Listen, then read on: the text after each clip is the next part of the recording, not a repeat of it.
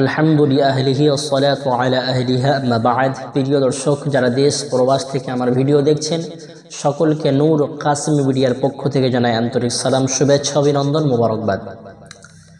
প্রিয় দর্শক, আজকের আপনাদের সম্মুখে আমি উপস্থিত হয়েছি শিক্ষা নিয়ে কিছু আলোকপাত করার উদ্দেশ্যে।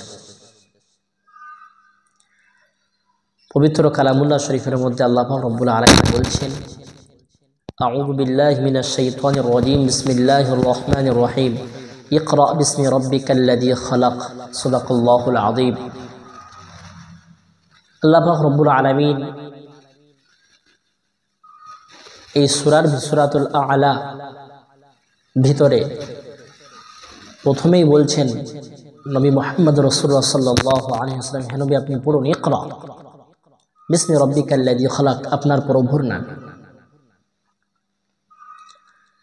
তো আমরা এই আয়াত দ্বারা বুঝতে পারি যে পড়ার কথা প্রথমে বলা হয়েছে, এবং আমরা যত পড়ব তত জ্ঞান অর্জন করতে পারবো এবং শরিয়াত, দ্বীন, ধর্ম, ইসলাম সম্পর্কে আমরা অবগত হতেই থাকি। তো প্রথমে কোরআন শরীফের প্রথম আয়াত নাজিল হয়েছিল ইকরা।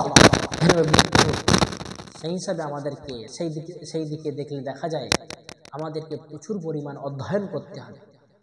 কোরআন, হাদিস, ইজমা, কিয়াস সুন্দরভাবে আমাদেরকে অধ্যয়ন করতে হবে। আমরা ইসলাম সম্পর্কে জানতে পারবো, ধর্ম সম্পর্কে জানতে পারবো, শরিয়াত মোতাবেক আমরা চলতে পারবো, জীবন যাপন করতে পারবো, এবং আমাদের দুনিয়া এবং আখিরাতের জিন্দেগি, সুখময় জিন্দেগি আমরা আশাবাদী হতে পারবো। যেমনটিভাবে দুনিয়াতে আমরা সুন্দরভাবে চলতে পারবো, পাশাপাশি আখিরাতে আমরা সেই জান্নাতের নিয়ামত ভক্ষণ করতে পারবো এবং জান্নাতের দাবিদার হতে পারবো। অপর হাদিসে অপরদিকে আল্লাহ রাসূল সাল্লাল্লাহু আলাইহি ওয়াসাল্লামের বিখ্যাত হাদিস, তলাবুল ইলমি ফারিজাতুন আলা কুল্লি মুসলিমিন ওয়া মুসলিমাহ, আও কামা ক্বালা আলাইহিস সালাতু ওয়াস সালাম। আল্লাহ রাসূল সাল্লাল্লাহু আলাইহি ওয়াসাল্লাম বলছেন, প্রত্যেক মুসলমান নর নারীর উপরে দ্বীন ইসলাম এর জ্ঞান অর্জন করা ফরজে আইন। এখানে এই হাদিসের ব্যাখ্যায় বলা আছে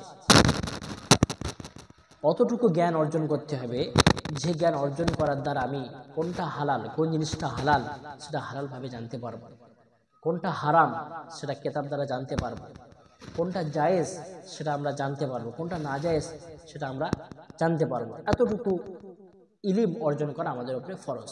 প্রত্যেককে বড় বড় আলেম হতে হবে, মুফতি সাহেব হতে হবে, হাফেজ হতে হবে, কারি হতে হবে, এরকম কথা নেই। আমাদেরকে এতটুকু একেবারে বেসিক প্রাথমিক জ্ঞান অর্জন প্রত্যেককে করতে হবে, এটা ফরজে আইন। যদি না করা হয় আমরা সকলে গুনাহগার হব। সুতরাং আমাদেরকে মক্তবের শিক্ষাটা, প্রাথমিক শিক্ষাটা খুব সুন্দরভাবে নিতে হবে। আমাদের শিশু যখন বড় হয় তখন তাদেরকে মক্তবে পাঠানোর বন্দোবস্ত করতে হবে। শুধুমাত্র school, English medium school, high school, কলেজে তাদেরকে পাঠিয়ে আমরা বেধর্মীর দিকে আমরা ঠেলে দেব না।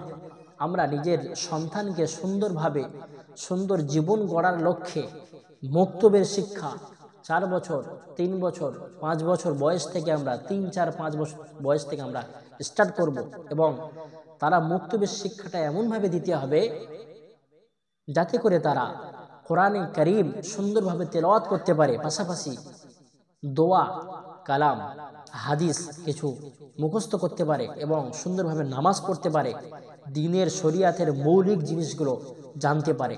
তাহলে আগামীতে কি হবে, স্কুলে কলেজে পড়ার পরেও ছেলেটির উপরে আমরা আশা রাখতে পারবো সে কোনোদিন বেধর্মী হবে না। আজকের পুরো বিশ্বে দেখলে দেখা যায় কয়েক লক্ষাধিক মানুষ মুসলমান থেকে ধর্ম প্রত্যাবর্তন করছে। তারা বেধর্মী, অর্থাৎ ইহুদি, খ্রিস্টান, হিন্দু বিভিন্ন ধর্ম তারা প্রত্যাবর্তন করে সেসব ধর্মগুলো গ্রহণ করছে। সুতরাং আমাদেরকে শিক্ষা নিয়ে খুব সচেতন হতে হবে। আজকের আমরা ইংলিশ মিডিয়াম স্কুলে প্রচুর টাকা খরচ করে ফেলি, মাত্র সপ্তাহে 2 দিন টিউশনি 1000 টাকা, 1500 টাকা, 2000 টাকা খরচ করি, কিন্তু কোরআনের জন্য আমরা 200 টাকা দিতেও দ্বিধাবোধ করি। আজকের আফসোস, আমাদের সমাজ কোথায় গেল? সেই হিসাবে সেদিকে লক্ষ্য করলে মানে হাদিস এবং কোরআনের দিকে এই আয়াত এবং হাদিসটিকে দেখে লক্ষ্য করলে দেখা যায় আমাদের উপরে প্রাথমিক দিনের জ্ঞান অর্জন করা ফরজে আইন। অথবা আমরা মুক্তবে শিক্ষাটাকে আঁকড়ে ধরলে ইনশাআল্লাহ এই হাদিস এবং কোরআনের উপরে আমল হবে, পাশাপাশি আমরা অনেক জ্ঞান অর্জন করতে পারবো। প্রত্যেকে আমরা ইনশাআল্লাহ চেষ্টা করব আমাদের শিশুদেরকে সুন্দরভাবে ইসলামী জ্ঞানে জ্ঞানান্বিত করার। আল্লাহ পাক রব্বুল আলামিন আমাদের সকলকে তৌফিক দান করুক। ওয়া মা তৌফিক ইল্লা বিল্লাহ। রব্বানা তাকাব্বাল মিন্না ইন্নাকা আনতাস সামিউল আলিম ওয়া তুব আলাইনা ইন্নাকা আনতাত তাওয়াবুর রহিম। ওয়াসসালামু আলাইকুম ওয়া রাহমাতুল্লাহি তাআলা ওয়া বারাকাতুহু।